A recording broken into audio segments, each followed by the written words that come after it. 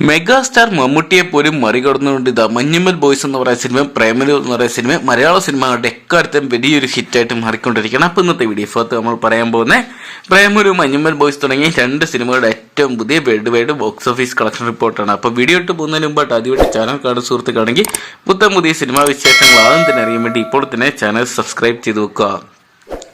പ്രേമലു എന്ന് പറയുന്ന സിനിമയെക്കുറിച്ച് നോക്കുകയാണെങ്കിൽ യുവതാരങ്ങൾ ശ്രദ്ധേയരായ നസ്രീൻ, മമിത വിജയ് തുടങ്ങിയവരൊക്കെ കേന്ദ്ര കഥാപാത്രമാക്കി ഗിരീഷ് ഷെഡിയായിരുന്നു ഈ ഒരു സിനിമ ഡയറക്ട് ചെയ്തിട്ടുണ്ടായിരുന്നത്. ഫെബ്രുവരി മാസം തിയേറ്ററിലെത്തിയ ചിത്രത്തിന് മികച്ച അഭിപ്രായം തന്നെയാണ് നേടിയെടുക്കാൻ സാധിച്ചത്. ഓരോ ദിവസം ചിത്രത്തിന്റെ കളക്ഷൻ ഉയരുന്ന സാഹചര്യമാണ് കാണാൻ സാധിച്ചത്. ഫസ്റ്റ് ഡേ മാത്രം 90 ലക്ഷം നേടിയ ചിത്രം പിന്നീട് അങ്ങോട്ടുള്ള ഓരോ ദിവസവും 1 കോടിക്ക് മുകളിലാണ്. പിന്നീട് അങ്ങോട്ടുള്ള ഇതുവരെയുള്ള 28 ദിവസത്തെ കളക്ഷൻ റിപ്പോർട്ട് പുറത്തു വരുമ്പോൾ 1 കോടിക്ക് മുകളിലാണ് ചിത്രം കളക്ട് ചെയ്തുകൊണ്ടിരിക്കുന്നത്.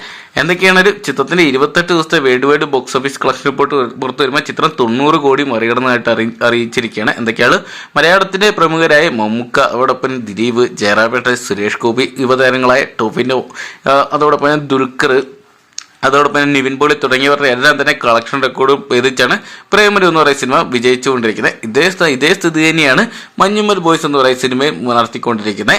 ജനവൻ എന്ന് പറയുന്ന സിനിമ അണിയിച്ചൊരുക്കിയ ചിദംബരമാണ് ഈ ഒരു സിനിമ ഡയറക്ട് ചെയ്തിട്ടുണ്ടായത്. എന്തൊക്കെയാണ് ചിത്രത്തിൽ സൗബിനാണ് ചിത്രം നിർമ്മിച്ച്. സൗബിൻ, ശ്രീനാഥ് വാസി, ബാലു, ഗണപതി തുടങ്ങിയ മലയാളത്തിൽ ഒട്ടനവധി യുവതാരങ്ങളെല്ലാം അണിയിരുന്ന ചിത്രം മലയാള സിനിമകളുടെ എക്കാലത്തും വലിയൊരു വിജയമായിട്ട് മാറിക്കൊണ്ടിരിക്കുകയാണ്. ചിത്രത്തിന്റെ 12 ദിവസത്തെ ബോക്സ് ഓഫീസ് കളക്ഷൻ റിപ്പോർട്ട് പുറത്തു വന്നപ്പോൾ ചിത്രം 100 കോടി മറികടന്ന കാഴ്ച നമ്മൾ കണ്ടതാണ്.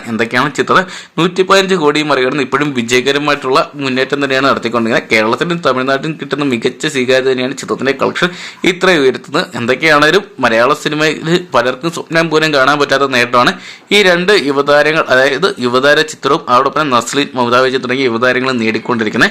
എന്തൊക്കെയാലും മലയാളത്തിന്റെ പുത്തൻ താരോദയം എന്ന് വേണമെങ്കിൽ ഇവരെ വിശേഷിപ്പിക്കാവുന്നതായിരിക്കും. ഇതുപോലെ മികച്ച കണ്ടന്റുള്ള ക്വാളിറ്റിയുള്ള ചിത്രങ്ങൾ ഇനിയും മലയാളത്തിൽ വരികയാണെങ്കിൽ ഒരുപാട് 100 കോടി 200 കോടി ചിത്രങ്ങളൊക്കെ മലയാളത്തിൽ ഉണ്ടാകുന്ന പ്രേക്ഷകർ അഭിപ്രായപ്പെട്ടുകൊണ്ടിരിക്കുന്നത്. എന്തൊക്കെയാണ് നമുക്ക് കാത്തിരിക്കുക. 2024 മലയാള സിനിമയുടെ ഒരു സുവർണ്ണ കാലഘട്ടം തന്നെയായിരിക്കുന്നത്. അപ്പം ഈ രണ്ട് ചിത്രങ്ങളെ കുറിച്ചുള്ള നിങ്ങളുടെ അഭിപ്രായം കമന്റ് ബോക്സിൽ നോക്കുക.